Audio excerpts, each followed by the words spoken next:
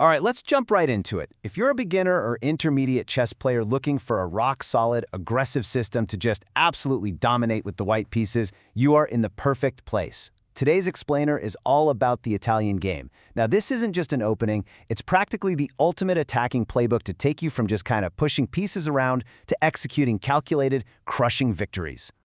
To really appreciate what we're looking at today, we got to start with a famous quote from the legendary Bobby Fischer. 1e4 is best by test. Pushing that pawn right in front of your king 2 squares forward, it's the most fundamentally sound opening move in chess. It immediately grabs the center, it opens up lines for your pieces, and well, the Italian game is built entirely around maximizing the power of that single, perfect first move. So get ready to master it.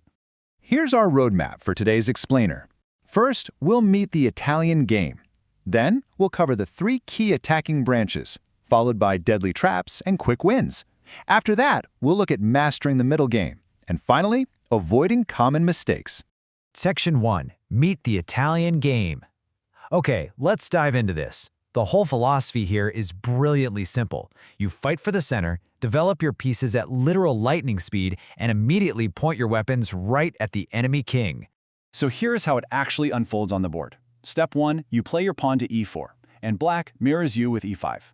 Step 2, you bring your knight out to f3 to attack their center, and black defends with their knight to c6. And then, step 3, the defining move of the Italian game. Your bishop leaps out to the c4 square. I like to call this the sniper bishop. By dropping onto c4, this piece immediately draws a bead straight down the board, deep into enemy territory. Now notice the specific square that sniper bishop is aiming at. It's the f7 square. In the early game, that f7 pawn is the absolute most vulnerable point in black's entire position. And why is that? Well, because it's defended by only one piece, and that piece is the king. By targeting f7 right from move 3, you're instantly forcing black to play defensively, setting the stage for a really rapid, aggressive assault. Section 2. 3 key attacking branches. Once you've got that sniper bishop set up, black has to respond. And their response basically dictates which of our 3 main attacking branches we're going to use.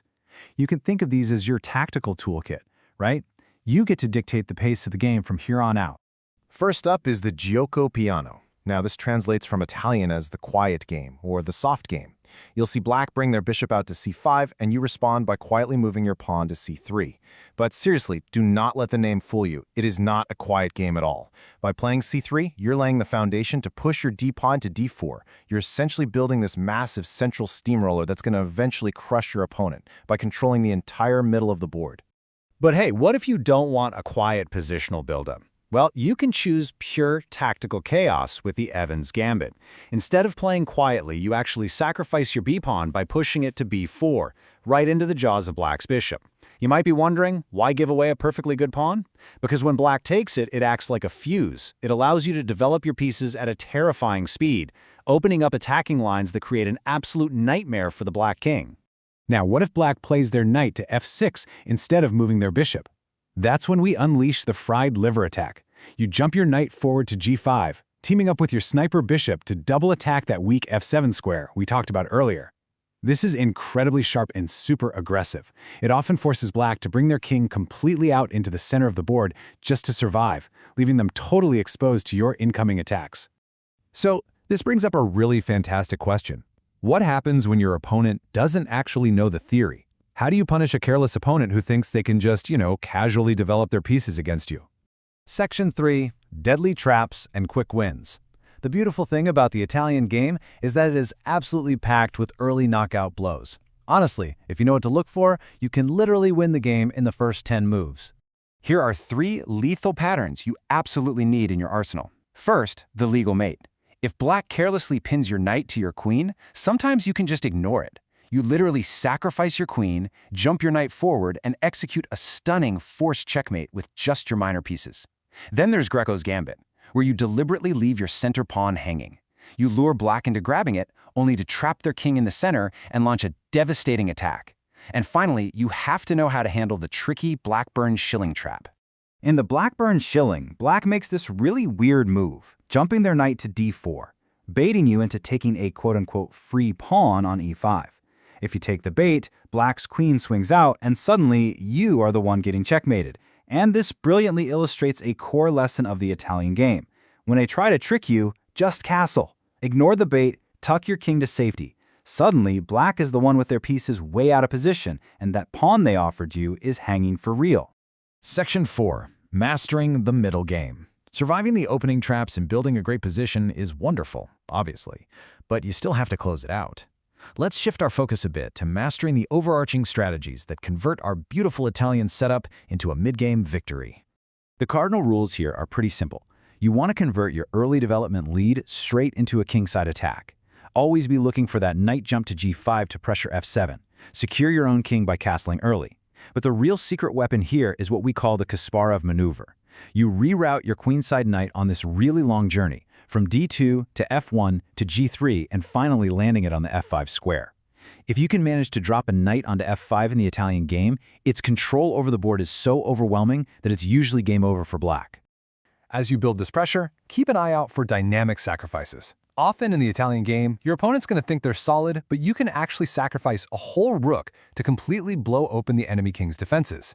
Seriously, don't judge a rook by its cover. Sometimes, giving up heavy material is exactly the key you need to unlock a beautiful checkmate pattern you've been secretly setting up with your bishops and knights.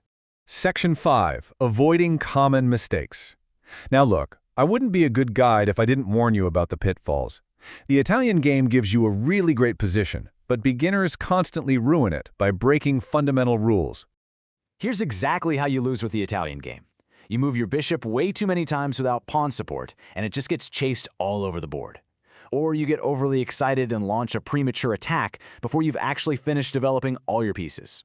Maybe you get greedy, ignoring your own king's safety just to grab some random pawn on the edge of the board.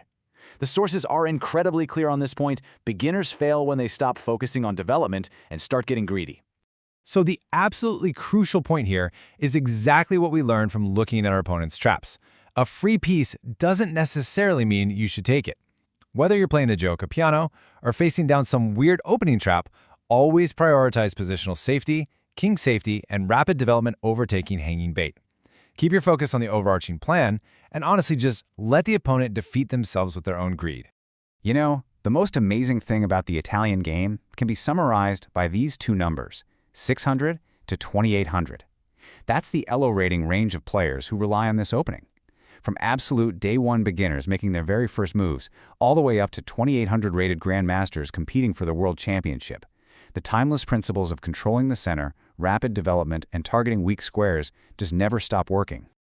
So, you now have the roadmap. You know the moves, you know the branches, you know the traps, and you've got the middle game maneuvers down. The Italian game is this brilliant, aggressive weapon just waiting to be wielded.